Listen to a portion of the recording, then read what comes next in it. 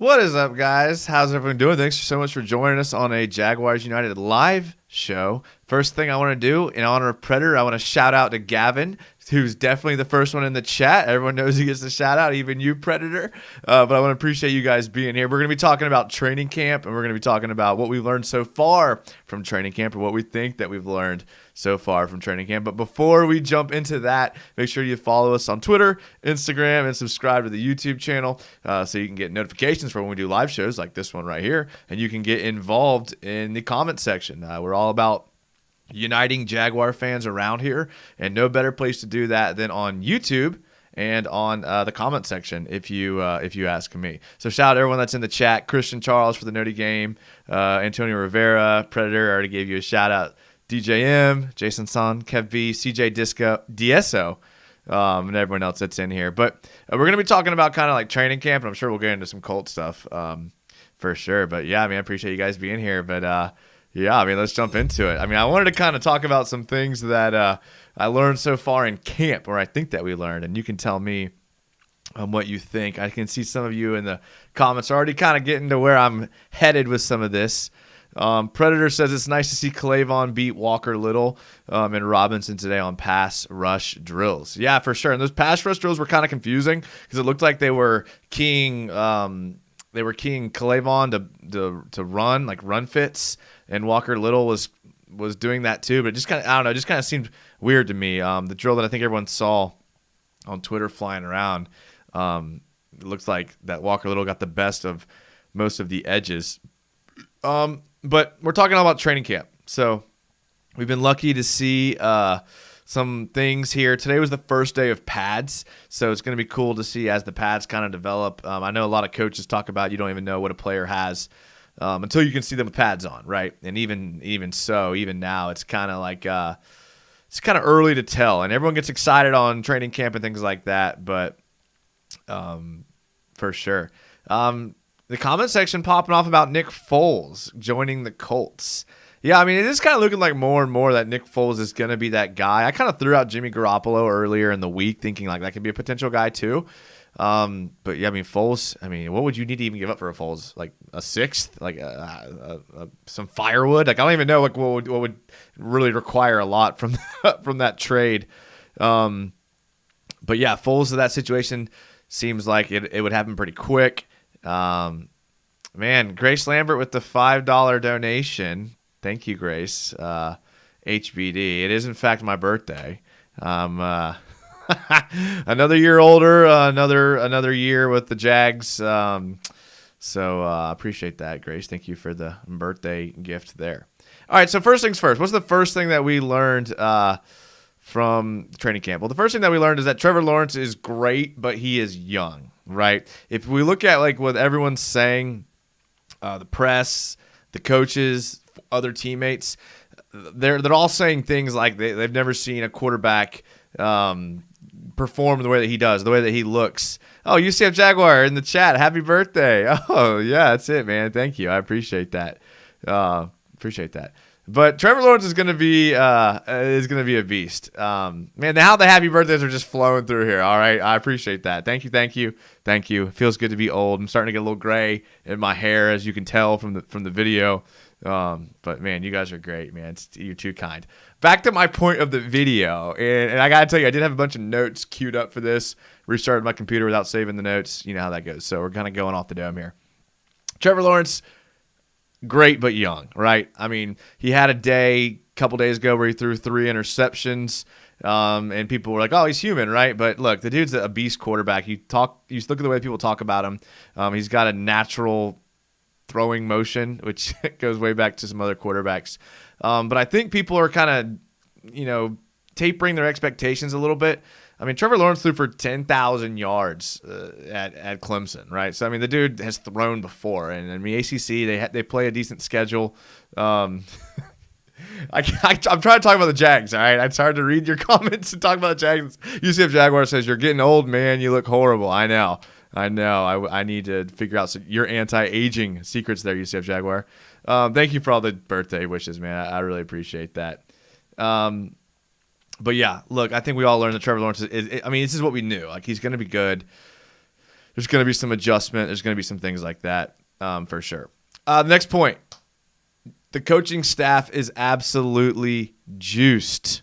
Coaching staff, I mean, they're out there. Urban Meyer, first one out on the field.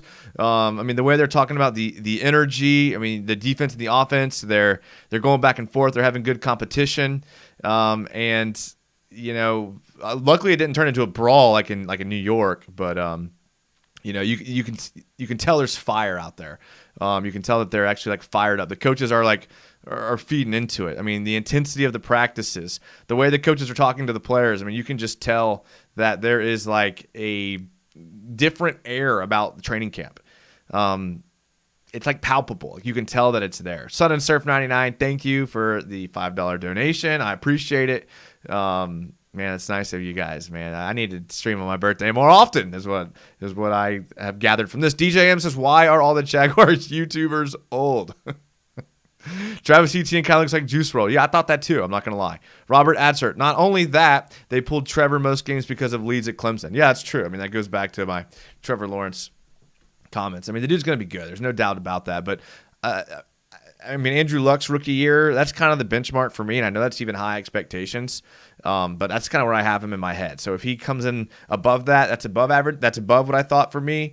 If he comes in below that, that's below for sure.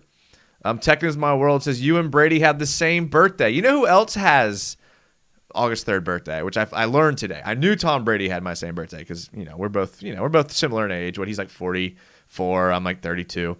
But you know who else has my same birthday? New York Jets quarterback Zach Wilson shares a birthday with us as well. So we can add another quarterback to the list of people that are on that list for sure. How's that Taven pick looking, is asking Antonio Rivera. Well, given that he has COVID, it's looking really bad right now. Yeah, and honestly, the more that's coming out about Taven Bryan, the more I'm starting to think that he's going to have no part of this team when the season even starts. I can see him being cut. Yeah, it is what it is. I don't care who you voted for, says Taven on COVID list. Yep. CJ DSO says Trevor Lawrence needs to just learn quickly. The talent is already there. You just need to develop an NFL mentality. Yeah, that's true. Talent is there. And, I mean, look, when they talk about the speed of the game, they talk about not just like how fast the defenders are moving, but how fast you have to process, how quickly your receivers are moving. In college, you might be able to do a 5-step drop and hit a corner route at 7 yards. In the NFL, a 5-step drop, 7-yard route's out of the question. So there's more to the speed of the game than just like how fast the defenders are. Matthias Eulery, $5 donation. I can't even. I don't know how I'm going to take that, Matthias. Come on, man. Can't take that from you. King David says it's my wife's birthday today. Also, King David, tell her happy birthday. I hope you did something special for her. Christian Charles says, Jason, did you get a Trevor jersey yet? I have not yet, and the reason why I have not yet is because I am waiting for the stitched jerseys, and those jerseys don't come out till like September. I don't know. I'm not bougie, but if I'm going to pay $100, I'm going to pay $150 for a stitched Nike Elite jersey. Steve Boston with a $5 donation. Thank you, Steve. He says, so now the Colts don't have a quarterback, so you think that might push us to the second seat in the division, or at least a better chance? I think absolutely this pushes us to the second spot in the AFC South. The Titans, to me, are the clear-cut favorite. I mean, their team is just loaded all the way around. I mean, it's going to take some injuries and maybe some bad luck for them to not to be first place in the AFC South. But even with Carson Wentz, I mean, I made an AFC South video. I did rank them second. But really, if they're rolling out there with Jacob Eason or Phillip Rivers or Nick Foles, I mean, they're going to have no chance in this division. Their defense is okay. They have some playmakers, but the team's all about the quarterbacks. So, yeah, I think it does push us to second. Steve Boston, thank you for your $5 donation. I really appreciate that. I don't care who you voted for. It says women like older men because young ones let them down. That's true. That's true. DJM, dang, who knew August 3rd birthday B-days dang, who knew August 3rd birthday babies are good looking? Thank you. I wanted to make sure I read that correctly because I thought you were complimenting me. Robert Adsert, the networks really hate Urban, and apparently since Trevor sucks now that he's on the Jags. Yeah, I mean, the networks are they're salty that Trevor ended up on a small market team with a fan base that is as passionate as Jacksonville. I mean, it's cool to hate on Jacksonville. I don't know how it got there, but Yeah, I'm glad for sure.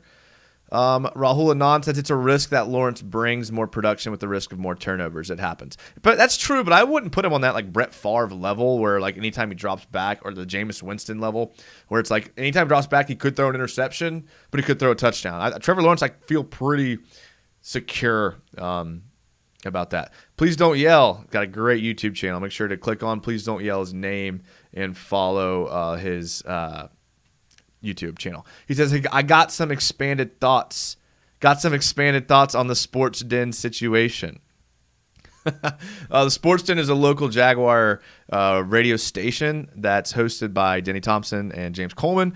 I love Denny Thompson. I got the pleasure of working with Denny for a little bit on a coaching staff. The dude knows so much about football. It's insane, and you can see it through those quarterbacks he trains, and they have the absolute best radio show on earth. So I told the Sports Den they're having some problems figuring out the local schedule. So I reached out to them, and I said, hey, hit me up if you want to do some stuff. I got the stuff, and so we'll see what that happens. Me and Denny, Denny's a good guy, so I'm hoping we can do some stuff here pretty soon. UCF Jaguar says, don't watch the networks, watch us. Yeah, that's a good point. If you haven't watched UCF Jaguar and me do our little breakdown we did the other day, go on his channel and check that out. But this video is about the training camp things, so people that are going back to watch this are going to be confused when it's all comments. But I do love the comments, so keep them coming. I'm just going to try to kind of incorporate what the video is about as we move through here. The third thing that I'm really learning from training camp is that the secondary depth chart is still in question. Like, I love the depth there, but where it's going to work out, I'm not too sure. Look, here's what's really concerning me. Trey Herndon not being at practice and CJ Henderson just being whatever he is. I mean, we obviously, there's something there with CJ Henderson. Like, I don't know if he's not happy with, I don't know. He didn't seem happy last year, and you bring in a new coaching staff, and he's still not happy. Like, that's kind of more of a reflection on you, and maybe he's not happy because he's not on the field. I don't know, but there's something there. Like, there's something with that secondary. Rudy Ford has been playing out of his mind. My depth chart video, I didn't even have Rudy Ford on the depth chart, and now he's turning into like one of the training camp players of the year. So it's going to be interesting to see how that secondary depth shakes out. Does Trey Herndon play the nickel? Do you bring in Tyson Campbell to play the nickel? Like, I don't know. There's a lot there. Is one of those guys going to follow around whoever the best player is? It's funny. I don't know if any of you guys saw like the Madden ratings, but they gave Shaq Griffin like the zone coverage ability, which is great. I mean, he probably is really good in zone coverage, but I don't anticipate the defense playing a lot of zone. And if you look at what Joe Cullen's done in the past, it's a lot of man defense. And Tyson Campbell is a man defender, and CJ Henderson is a man defender. So it's just interesting to see how this is all going to shake out. Is Shaq Griffin going to stay on one side of the field? They could play some sort of cover 6 concept where on half of the field they're playing a cover 2, on the other half of the field they're playing a cover 4. Like, I don't know. Like, I don't know, and until we see what they do, I have no idea how to evaluate the secondary and the depth, but I do know that we have a lot of good players there. Bradley Williams says, why wouldn't you put Tebow at fullback instead of tight end so we can keep James O'Shaughnessy? I don't know, man, because the thing about James O'Shaughnessy, it's not that I think he's a bad player. It's in the video, like the theme was like week 9 or 10 starters, and for me, James O'Shaughnessy can't stay healthy for a whole season. That's my only thing on James O'Shaughnessy. Nothing against his ability or his play. I love James O'Shaughnessy. He's very clutch, kind of does it all. I just don't know if he can stay healthy. I mean, look at there's all kind of great tight ends that can't stay healthy. The list goes on and on and on and on. Tekken is my world. Back talking about the AFC South says, I've said the Jags might win the division even before Wentz got hurt. That's true. I think I do remember you saying that on here. Winning the division, I don't know. The Titans are pretty good. Isaiah Jones says, I got us winning second behind the Titans. I like that too. Robert Atzert says, Julio got hurt today and went to the sideline. The Titans are crying. Yeah, that's true. Moon Illusions, Wentz and Nelson are both out for a while. Colts also have a rough fronted schedule. Yeah, I did see that. They definitely start 1-4. Yeah, they do have a bunch of tough games. They have a couple at home, which helps them. But yeah, without a quarterback, I can't see them winning more than 2 of those first 5 or 6. Robert Atzert says Marvin Jones has been on fire. Marvin Jones is a good receiver. I'm glad we have him. As soon as we signed him, I was pretty pumped about it for sure. I just got a text saying I have the same birthday as Tom Brady. You guys don't think I know I have the same birthday as Tom Brady? Come on. TB12, baby. Jersey Jaguar. I feel like Josh Allen reaching his potential is the biggest key to this defense. Yeah, that's a good point. I like that. I do like that. It's just so weird. After that rookie year, we had such high expectations, and I was worried that he would have that like come back to earth moment last year, and he did. So now we're just kind of all in the same boat, just go wait and see mentality. Gavin Baker says, I remember watching us draft CJ Henderson, and he never looked happy to be here. I don't see him staying around for us. I just don't have a good feeling about him. Yeah, Gavin, that's well said. I kind of feel that same way. All right, moving along with the training camp video. And again, we can go back to your comments. I mean, I'll go back to them. If I missed it and it's a good one, I always say retype it. There's no shame in that. We'll get to it. I apologize if I miss it. All right, my next thing that I'm taking away from training camp so far is that Urban Meyer and DJ Chark are working together, and I think that's good, obviously. But here's why, right? It's more than surface level. You look at the beginning of the season when Urban first took the job, and like the first thing he did was call out DJ Chark. Says big receiver, plays small. I mean, that hurts, bro. I mean, if you're a pro receiver and your coach before he even meets you comes out and says that, like that's pretty. It's pretty indicting of what he thinks of Chark. I love the way DJ handled it. Came out and said, "I agree."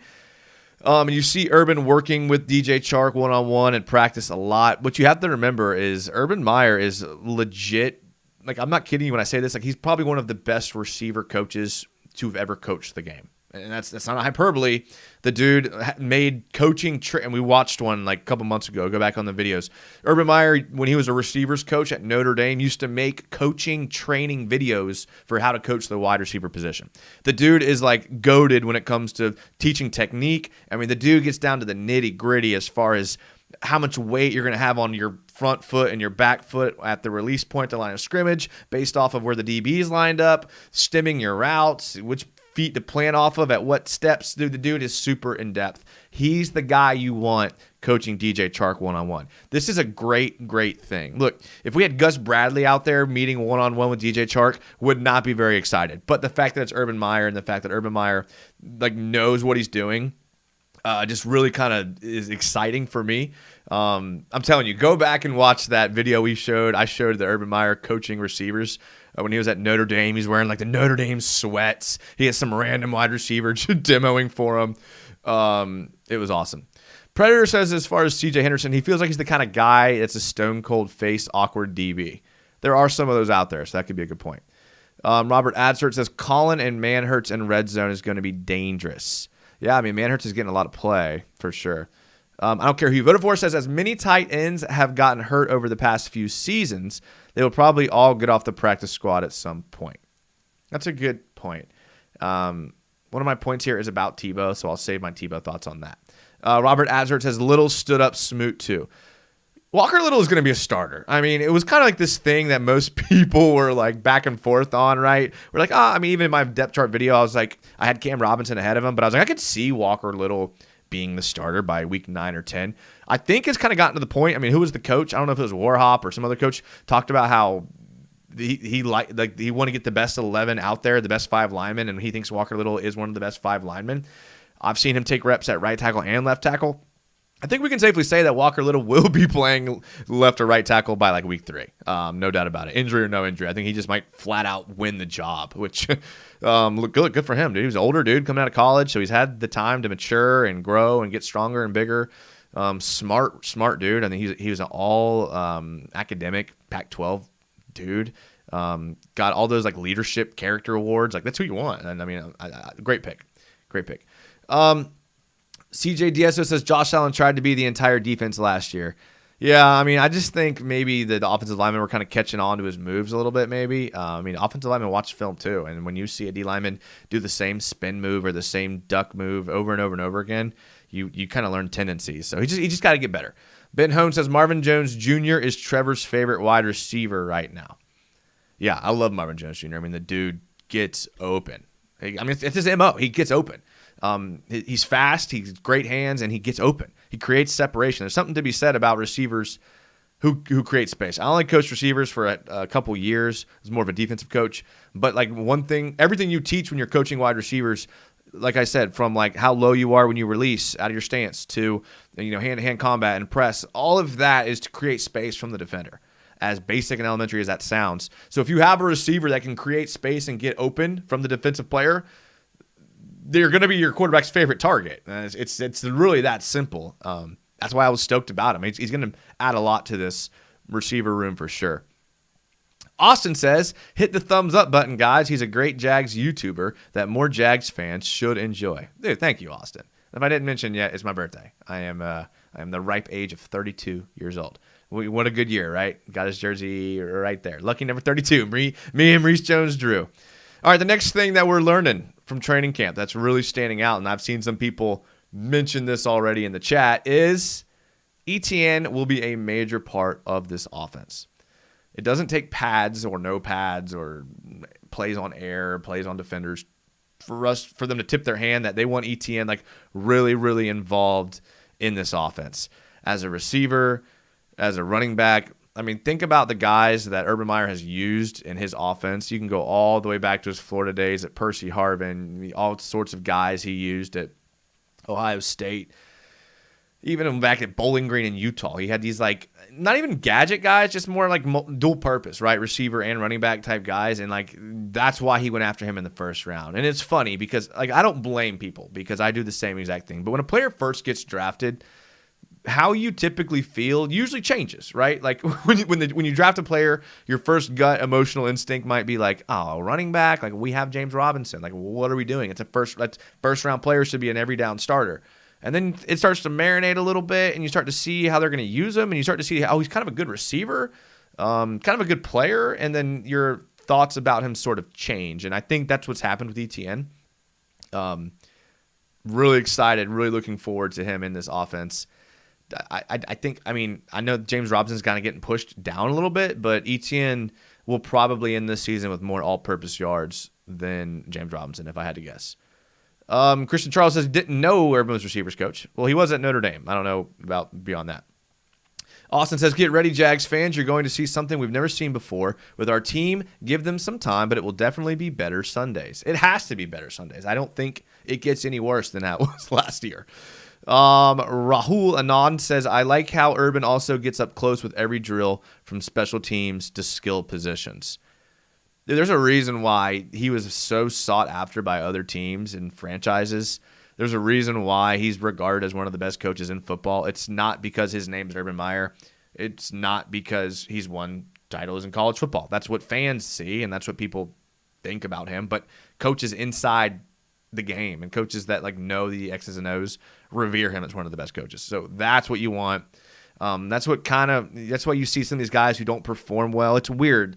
The inner workings of, and this is why I wish we had Denny from the Sports Den, because he would back me up on this. Coaches like have like an inner circle, and it's a small community once you get into it. And if someone is regarded as like a mastermind, they will be a mastermind. You think about Eric Mangini that coached with the Patriots, and then the Browns, and then the dude was like regarded as like one of the smartest football minds. So like that's what kind of happens for sure. Urban Meyer is one of those minds. Steve Boston with another donation. Steve, bro, thank you. $3.99 says, I told you and UCF it's Walker not so little. I wonder, like, you got to think a guy like him, he's probably heard it all, dude. Being as big as he's been his whole life, and then with the last name Little, he's probably heard every joke there is. That would be interesting to see if he's heard that one. But I would imagine he probably has. I mean, think about it. I mean, you can imagine. People are ruthless.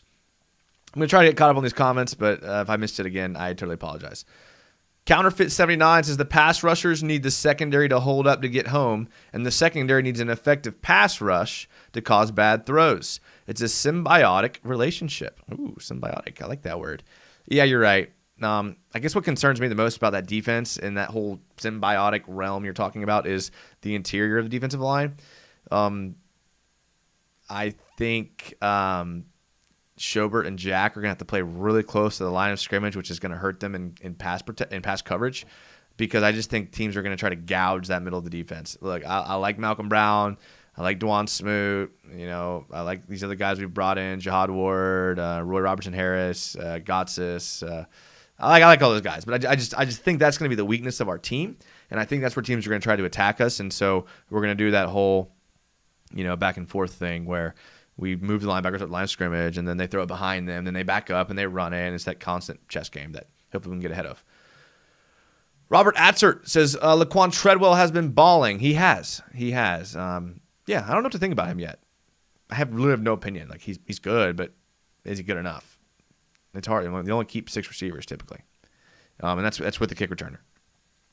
Ruby says there's a video of Urban standing next to Lambeau and he misses 2 straight field goals.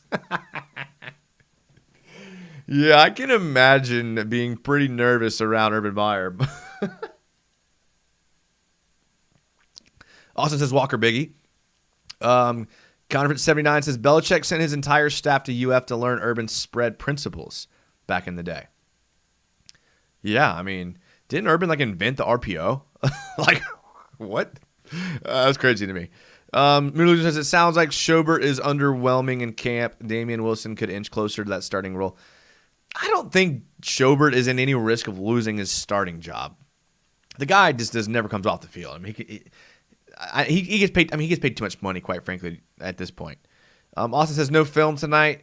Nah, no. There's no. I mean, there's a lot of film coming. A lot of film coming, man. Not really much. I don't have much film from training camp. I mean, you can look at some of the videos that were posted. But yeah. Christian Charles says, Jason, do you think the Jags should trade for Chandler Jones? I don't. Here's the problem with that. For me, I think they'd have to give up too much. I mean, I know Chandler Jones wants out, but I still think it's going to demand a second, right? A third. But I just don't think we're in a position to win the Super Bowl this year. Now, if we were in a position to win the Super Bowl and we were one piece away, we were one big D end away, I say we pull the trigger on it. But I think this team has a plan and it has its eyes set on next year to be the year that we really go aggressively in free agency for those big boys on the D-line. They probably even have guys they're anticipating being free agents already lined up in their minds. So not for me this year. Not for me this year. Yeah. All right, my next point, and I'll get to these comments. Just keep them coming. I just want to get through this. I'm gonna try anyways. All right, the next point. The players are just having more fun out there. I mean, it was cool. It was cool in Marone's first year, right? Like that. There was that sense of fun in Marone's first year when he took over after Coughlin, because the players that were here under Coughlin and then the players that had Marone, it was literally a paradigm shift in coaching philosophies. Tom Coughlin was authoritarian, beat you over the head with his philosophies. And then Doug Marone came in and was like, I'll bologna sandwich, do whatever I want. Urban, it's different. It's not the old school. It's not the new school. It's literally holding you accountable for what you're doing. I love the whole own it mantra. I'm a big fan of ownership and taking ownership of what you do. And I thought I loved that the second he introduced it. I really like what's going on with this coaching staff. What they're doing. When I'm talking about they're letting them play faster, but holding them accountable, calling them out, getting after them, encouraging a little bit of rivalryness between the offense and the defense. I like it. I like it a lot. And it's great to see it out there. All right, we're gonna get a little spicy here with these next two. Minshew is a legitimate starting quarterback in the NFL. Now I know I'm gonna get some blowback for this. Mainly from other fan bases, right? I know Jags fans like Minshew, but the fact of the matter is, there's a short list of quarterbacks that would even be viable for a situation like Indianapolis, and Minshew's on that list. Now, I don't think the Jags would trade him to a division rival unless the Colts came in with a legit second-round pick. If the Colts came in for a second-round pick, I don't think the Jags would care if he was going to the Colts or the Seahawks or whoever. But he legit is in a position where he's a name on that list. This was the first This was the first situation of a quarterback on a contender getting hurt. It's not going to be the last. A team that's trying to win, that's put any team that was in the playoffs last year, or any team that thinks they have a legitimate shot at the playoffs this year, if their quarterback goes down early in the year, Minshew is going to be on a very, very short list of people they're going after. I love Gardner. I root for Gardner really, really hard. I think he was great for this fan base. I think he was great for what he did. But I think what would be best for him is to get a situation where he can make a play for his career. And I think that's not in Jacksonville. Not his fault. Dude had nothing helping him last year and the year before here in Jacksonville. So, look, these legitimate we saw in training camp. The dude's out there throwing dimes. He's not getting as much work with the first team now, but when he was making good throws, and for sure. Nicole Trent with the $4.99 donation. And you guys are just too kind tonight, man. I appreciate it, man. This is great. Thank you guys. Man, this is a good birthday. I went down to St. Pete and watched the Rays beat the Red Sox for 2 straight nights down in St. Pete for my birthday over the weekend. It was a great time. Let's see what we got here. Maverick Harden says, hey, Jaguars United. How have you been? Been good. I just kind of gave you a little reflection of my life the last couple of days. So, yeah, doing real good. DJ M says, let's go. Yeah, let's go. DJ M said, Trevor is our guy, but Gardner is daddy. Yeah. Counterfeit 79, if Indy wants him, we make them pay the iron price. I like it. Jersey Jaguar, wouldn't give Minshew to the Colts for anything. Let them suffer as much as possible. Yeah, there's a part of me that kind of wants to get something out of Minshew, right? Buy low, sell high. Come on, we all want to be investors around here. Please don't yell. With the Colts giving just a second for Wentz, I'd be shocked if they offered anything close to that for 15. But hey, desperate times. Yeah, that's a good point. I tried to argue with someone the other day that Minshew was worth a second, and then after the fact, you know when you argue really hard for something, you're not going to admit that you're wrong in the moment because you've been arguing about it. But later, I was like, there's no way. But I don't know. Maverick Harden says, I'm going to the Jags-Browns game. Heck yeah, Maverick. That's what I'm talking about. Should be a good game. Should be a really good game. Jag fan 85. Good job in St. Pete. Nice Rays sweep. White Sox going to get those Rays in a couple of weeks. White Sox are a good team, bro, but I'm not really worried about them. The only team that the Rays can't beat are the Mariners, who they happen to be playing this week, and I don't know why they can't beat the Mariners. I don't really know how the Rays are any good. I mean, their team just all seems to be batting above 250. Their on-base percentage is none of them's over 1. Their bullpen's good, but they're kind of falling off, so, I mean, we'll see. I mean, they lost their big arm in Glass now, but, hey, Rays United, that's a different YouTube channel, am I right? Christian Charles says a second for Minshew would be fantastic. It would be, but I don't necessarily think that that's going to be there. A third might be best case scenario. It's like I'm saying, if Josh Allen goes down, the Buffalo Bills, they're going to trade for a quarterback, and a Gardner Minshew is a perfect. Let's say Josh Allen goes down he has an injury that's like a 10-week injury. 15 weeks, maybe even. And you're going to go after a guy like Gardner, who you can get on the cheap, a 3rd-round pick. You're not really going to miss that. He's not going to lose you your chance at the Super Bowl. You have a small window already. I think a team out there is going to be in a position where they need Minshew, and it's going to happen, and it's great. And that's why they haven't done anything with him yet. Austin says, will these receivers do better than we thought they were with Trevor Lawrence? Kind of how Tom Brady made guys seem like Hall of Famers. Yeah, I think so too. I mean, just like we did with the guys at Clemson. I mean, he elevated the game of a lot of people at Clemson. I mean, you think back to last year, he had ETN, but that was about it. I know Justin Ross, or whatever his name is on the team, but he was hurt for most of last year. He didn't have much around him last year. I mean, he had one offensive lineman that was drafted. He had Travis Etienne and Ross every once in a while. So, I mean, that team was not loaded with talent, and Trevor still did pretty good. So, yeah, I think it's safe to say that he's going to elevate the play of those around him for sure. Ryan Baguette says, everyone wants to predict our wins and losses. I feel if we are out there having fun, there is no limit. Dude, that is a great point. A great point. And I think that's the culture that the coaches are trying to establish. It's fun, but keep you accountable at the same time. And I think that's where the ownership comes in. But you're right. You're right. Nicole says Ryan, having fun means winning. Yeah, I think they could work together. They could, having fun, you win, you have fun. That's how it goes. Mally's dad, lost your comment. Okay, so do you move Robinson or Taylor to guard if Little plays tackle? I think you move. See, I was about to say I think you move Robinson to the bench, but I don't know what to expect out of Jawan Taylor. I mean, he was okay last year. I think you move Robinson to the bench until Taylor proves that he can't hold down right tackle. Then you move Taylor to the bench. And I think that's the sequential order that it goes in for the coaching staff. Robert Atzert says, Ertz for Minshew all day. Yeah, the Eagles are in a – honestly, though, I think the Eagles are trying to lose, and they're going to get a top pick, especially with the news with Devonta Smith being injured. I mean, Jalen Hurts, what's he going to give you in reality? Yeah, I think the Eagles are picking top 3 next year in the draft for sure. DJM says, did you see the post CBS Sports posted asking Trevor if there will be a package with him, Gardner and Tebow all on the field? I did not see that. But that would be sick, and that's the type of stuff that I'm here for. I don't care who you voted for. Never help our division rivals. That's too good of a team to put Minshew around that could bite us. Okay, that's fair. That's fair. But is there a line? Like, I know they traded a second for Wentz. But if they roll in a high first-round pick or like a low first-round pick, like in the 20s, like I know it's not realistic, but like, where's your line? Where's your line between not helping to like, all right, let's get some value?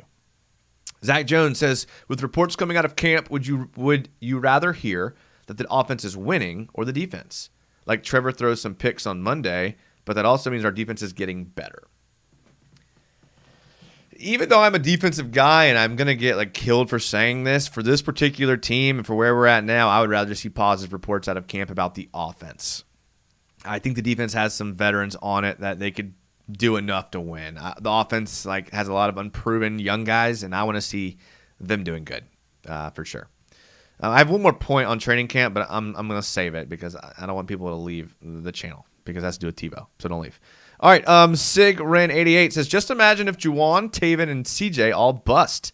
I can see it happening with our luck picking Gators. Yeah, I saw an interesting point on I was reading the Jaguars subreddit like a goon today, and they were talking about how like we do seem to miss on Gator first round picks, but like we also miss with like everyone. Like how many have we actually hit on? Like there's a handful of players that we like drafted that are good. Everyone else is a bust. So I don't know. I think it's just like kind of local bias because Florida's so close and we want them to be good, and they're usually from the state. But I mean, Leonard Fournette from LSU, he busted. You know, Luke Jokel's from Texas A&M, he busted. The list goes on and on and on and on of players that busted. Just so happens that a couple of them come from Florida. Moon Illusions. Can had his best season last year. He actually played well. Our interior is good. Don't change that. Yeah, our interior is good, but there's still question marks there about the interior as far as health and consistency. Yeah, A.J. Can and Norwell played well toward the end of the season, or Can more at the beginning, Norwell more at the end. But can they be consistent? I think that's your bigger question rather than are they solid. They're solid if they can stay healthy. If Linder can stay healthy, he's a solid center. If Norwell can play like he did at the end of the year, all year, he's a solid left guard. If can play like he did last year, he's a solid right guard. But all of those things kind of happen in a vacuum, and if we're being real with ourselves, I don't feel great about that position, just being honest with you guys. Yep, Can is extremely consistent. Thank you. I agree. Christian Charles, CJ wants to dip anyways. It does seem like that. Cam Boisvert says, hit on Allen Robinson. He's good too. He's gone too. It's so sad. Oh, Allen Robinson. That's true. Yeah, that's true. CJ says, at least we drafted Blaine Gabbert. Huge hit. That was true. He's a huge hit for sure, especially when he beat us with the Titans and the Cardinals. AJ, the DB. Oh, we got DB in here. Says, made a bet Trevor would have a better season than Matthew Stafford. Smart or dumb? Now, better season is pretty vague. More touchdowns? Don't know about that. Less interceptions? Maybe. More yards? I don't know. More wins? Maybe. Like it's what's your quarterback rating? I don't know. Like probably. It depends on like what your evaluation of better is. I could see them having similarly effective seasons, which is a good thing for Trevor Lawrence. Steve Boston. Dave Caldwell was the bust. Let's be honest. Thank you for the $3 donation. Steve, I appreciate it, man. Thank you for the donations tonight, man. You've been great. Yeah, it's true. Dave Caldwell is a bust. And where did I see he's on with? Is it the Lions or something like that? He's somewhere. But thank you for the donation, man. I appreciate it. Robert Colson, thoughts on Treadwell or Johnson making move to a tight end, possibly Kelvin Benjamin? I don't think so, just because I don't think that role of big body tight end who's like just a receiver is really used a lot in this offense. In some offenses, I could see them making that change, but in this offense, I don't think so. I think what they have in players like Luke Farrell, what they have in players like Chris Manhertz, does well for them, especially what they're trying to do. And I think this is going to lead me to my final training camp point, which is Tim Tebow is a football player. I know. Like, look, I'm not one of those like Tim Tebow homers that's gonna like carry his banner around everywhere that he goes. But I have kind of had a good feeling about this from the beginning. Like, it's more of a I trust Urban thing than I trust Tebow. Like, I really think Urban knows what he's doing, and regardless of what anyone else thinks, he's gonna do it. He doesn't care what people think. When he brought in that defensive coach that had all those like troubled issues in the past, like Urban didn't care at all. The dude resigned because of the backlash. Urban doesn't care. If you can help him win, and he's proven that, and every college stop he's been, he does not care what you or I think. He's trying to win. It is what it is. And when you bring in a coach to win, he's going to do those things. So when he brought in Tebow, there was a reason. There was a reason. I think Tebow makes the team because I think he is going to play that gadget role. I mean, he did well without pads on. I know you can't really evaluate without pads. I mean, he looks so freaking big, dude. The dude's yoked. His arms are so big. He catches the ball really well for someone that's that big. Like, he's built like a middle linebacker, and he catches the ball like pretty decently. So I like what he brings. His age is the only thing that's working against him, and his football inexperience. But what I'm taking out of this training camp is like Tebow isn't a sideshow. Like, if he doesn't make this team, there is a small probability that he does get somewhere else. But with the reports coming, like if the reports weren't coming out of training camp of him making diving catches and the videos of him making catches in the end zone and blocking pretty decent, the thing that impresses me the most about him is like how low he stays coming out of his blocks. Like, the dude looks like he's blocked before. It's pretty impressive if you ask me. I'm hoping he makes it. I think it'd be a great story. Look, love it or hate it, we're all Jags fans, and if you're from the area here in Jacksonville, you've probably talked to at least 10 people that have told you if Tebow was on the team, they would go to the games. So I don't think that should be a reason why you keep a guy, but it is true. Like, a lot more people would root for this team if Tebow was on the team. And so whatever that means to you, it could mean nothing. That's fine. But it is the truth. I don't care who you vote for, says yes, he is. Robert Adler says Moon, we go 3 number 1 wide receivers, LOL. Christian Charles says put Tebow at fullback. Yeah, I think that could work. Steve Boston says, hey there. Hey, sorry, it's been a long day. I can barely read. Hey, they were reporting that Tebow was blocking pretty decent today with pads on. Yes. Cam says, I was at one of the practices and I was against Tebow making the roster, but he looked good. Okay, there you go. Moon Illusion says Tebow catches almost everything, but too much with his body. Yeah, that's fine. That's true. Austin, what's the best team you'll think we beat this year to put us on the map? I don't know, man. That's a tough question. I have to look at their schedule because I kind of know who I think we're gonna beat, but I don't necessarily know when we'll get put on this the map. Like, does an October 10th win at home versus the Titans put you on the map? Like, I'm not necessarily saying it'll happen, but would it? Like, does that win on Thursday night at Cincinnati put you on the map if you destroy the Bengals? I mean, I don't know. Your first 3 games are Texans, Broncos, Cardinals. Like, that's not a terribly difficult first 3 games out the gate. If by some stroke of luck they start 3-0, are they on the map? I think they are. But yeah, I think Titans is on there. It gets harder after that, obviously, with the Dolphins and the Seahawks and the Bills and the Colts and the Niners and Rams. It gets hard, but yeah. Counterfeit 79 says circle the Rams game. That's the game that is December 5th at 4:30 p.m. Be a cold game. Well, it'll be in LA. It won't be cold. CJ says the Titans. Bert DeFish says low-key kind of worried for Rams versus Jags. Jalen Ramsey will have vengeance. Yeah, I mean, he's a good player. I mean, just do what everyone else does and just don't throw to him. Don't throw to that side of the field. You can't intercept the ball if you don't throw it his way. Am I right?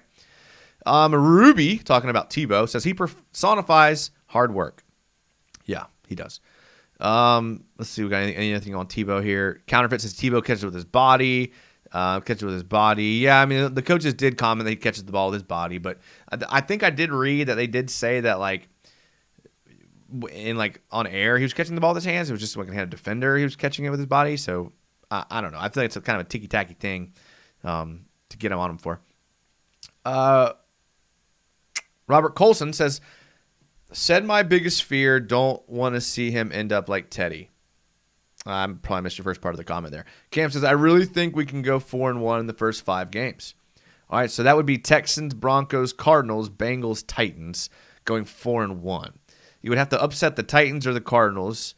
But, yeah, I mean, I don't think the Cardinals are going to be necessarily amazing. I think they're going to be good, but I don't necessarily think they're going to be amazing. Very excited for our wide receiver core. So many studs. Yeah, no, I agree. This receiver core is going to be good. I'm excited to see how it shakes out at the end of the roster as far as, like, the new guys they brought in. I mean, Treadwell, Agnew, the kick returner. I mean, I think I heard on the radio today they only have 2 guys that are under like 6 foot. So Urban likes the big guys, the big, tall, athletic guys. It'd be interesting to see how that shakes out. I mean, I think you're going to see some practice squad guys that make some contributions. Like, I want to see some Jalen Camp, but I mean, he would be 5 or 6 on the depth chart, right? You know, you got Colin Johnson. I mean, there's only so many spots to go around, and hopefully they can keep some good players on the practice squad around. Robert Adler says, just remember, Colts lost last 8 games at our place. Yeah, that's true. That's true. The Colts had that. I mean, the Colts got it tough, man. I do not envy them at all. DJM, what is our biggest weakness? I kind of talked about earlier in this show. I think our biggest weakness is our interior defensive line, and good teams are just going to try to hit us between the A and B gaps until we stuff the box, and then they're going to play action us like they did last year. I mean, that was kind of our weakness last year, but at least we have more pieces around us now to where we could probably kind of compensate for some of those weaknesses a little bit more. I like our nickel package, but how often are we going to be in that nickel package? Like, we got into it some last year on penalties. If there's a holding or a false start, we got to get into our nickel package a little bit and put our defensive backs, which I think is one of our strengths, 5 of them out there. But teams didn't bring in our nickel package very often. I mean, we were having trouble stuffing the run, stopping them. They would load the box, we would load the box, and we would lose. That's my concern. That's what I think our weakness is. Like, yeah, like, we're solid on our front 7 and our base package. Like, that's fine. But what happens if the offense brings in 2 tight ends or 2 tackles and 2 tight ends or a fullback and 2 tight ends? Then we're bringing in an extra defensive lineman, and now we're reaching deep into our rotation for a guy to stop the run. Or bringing another linebacker. So we're bringing like a Shaq Quarterman, or we're bringing in like the dude from Alabama, Darby. We bring him in. Not Darby, whatever. McLean. And we bring him in. And then they're in our defense. So that's what I'm worried about, is teams like game planning to our weakness of stopping the run. I don't know if we necessarily did enough this year, which is fine because you can't fix everything in one year. But I think next year will be the year that we really solidify that interior defense in free agency and the draft. Bert DeFish says Laquan Treadwell could be the breakout star.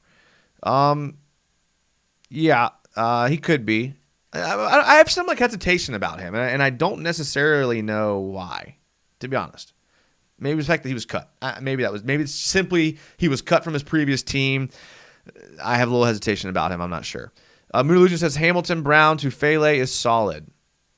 I keep forgetting about Hamilton. I don't know why. I just don't think he did enough last year to really show me he's going to contribute a bunch this year, and I hope I'm wrong. But for some reason, I always forget about Devon Hamilton for some reason. What's the word on Chazon, says Ruby? Oh, he's happy. We've seen the videos of him getting eaten up by Walker Little, but he seems to be happy. He seems to be playing fast. He's really active on Twitter. I'm hoping for him. What concerns me is the things he was showing. The things he's showing in training camp and the issues are the same issues that he showed last year. And maybe getting around these coaches will help him, and he'll get some coaching. And Colin will help him, and maybe. But just the stuff I'm seeing in the one-on-ones is the same stuff I saw last year. It's like he's trying to bull rush these guys that are like 3 times his size. Like that's you can't do that. You can't do that in the NFL. I don't know. Sun and Surf 99 with the $2.99 donation. Man, you guys are great. You guys are just awesome.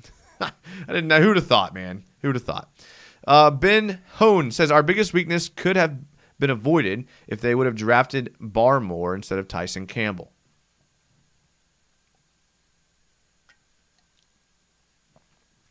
Yeah, potentially. But there's something in the back of my mind that's telling me C.J. Henderson's not going to work out. And I hate saying that. But I don't know. The dude just, if Henderson doesn't work out, I mean, at least we have Campbell and Griffin, right? Brandon B. I heard we have issues getting CJ on the field. How much do we lose with him off the field? He's a great player. He's really athletic. He's a natural defensive back. I use this term a lot. He's very instinctual, which I like in a defensive player. But look, you saw it with Ramsey. You see it with players. The dude's the kid down in Miami, Xavier Howard.